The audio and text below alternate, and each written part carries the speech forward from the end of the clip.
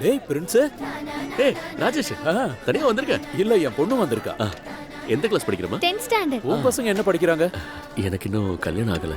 அப்படியா?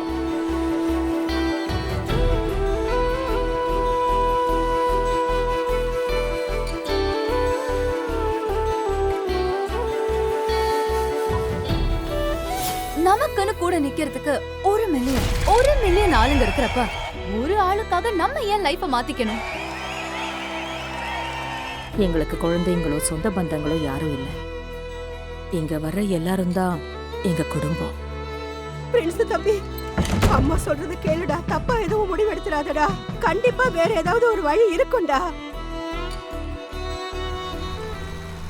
நம்ம ஊரே மொத்தமா மாறிடுச்சுடா. இங்க உண்மையை பத்தி யாருக்கும் கவலை இல்லை.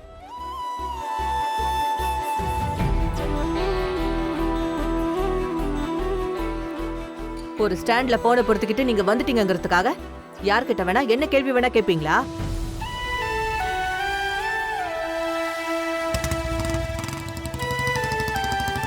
ஒரு விஷயம் சொல்லிக்கிறேன். உங்க அபிப்பிராயம் எதுவா வேணா இருக்கட்டும். ஆனா அது உங்களோட தான் மட்டும் இருக்கணும்.